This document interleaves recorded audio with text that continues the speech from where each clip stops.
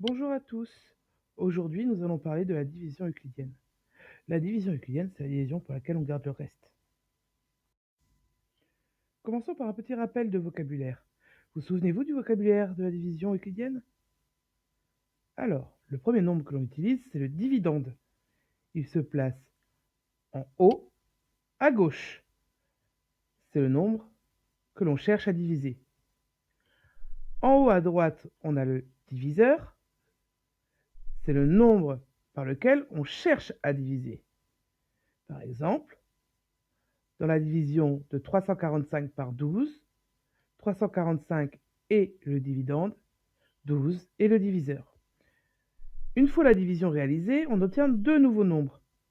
Le quotient, que l'on place en dessous du diviseur, et le reste, que l'on obtient à la fin de la division, qui est placé en bas, à gauche. Une fois que l'on a terminé sa division euclidienne, on vérifie son résultat. On doit obtenir l'égalité suivante. Dividende égale diviseur fois quotient plus reste. Et il faut que le reste soit inférieur au diviseur. Prenons maintenant un exemple. On va diviser 735 par 12. Dans un premier temps, on prépare ses calculs. On met tous les multiples de 12 en prenant comme premier facteur 1 et en allant jusqu'au facteur 9.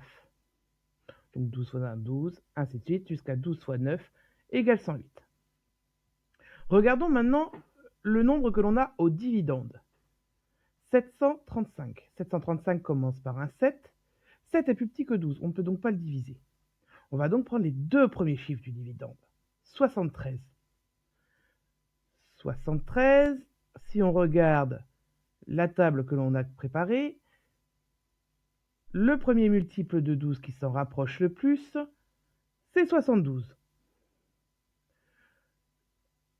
72, c'est 6 fois 12. On pose le 6 au quotient et on soustrait 72 à 73. 72 moins 73 font 1. On note le 1. Maintenant, il nous reste à descendre le chiffre 5. On obtient donc le nombre 15 à diviser par 12. 15 divisé par 12, on regarde de nouveau nos tables de multiplication. Le plus grand des multiples qui reste inférieur à 15, c'est 12. 12, c'est 12 fois 1. On note 1 au quotient et on retranche 12. 15 moins 12 font 3. Notre division est terminée. Nous avons comme quotient 61 et comme reste 3. Il nous faut maintenant vérifier nos calculs. Il faut que l'on vérifie dans un premier temps que l'on a bien l'égalité 735 égale 12 fois 61 plus 3.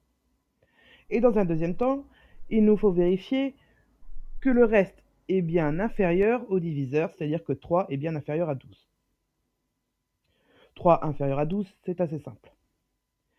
Maintenant, pour l'égalité, on va se concentrer sur 12 fois 61 plus 3.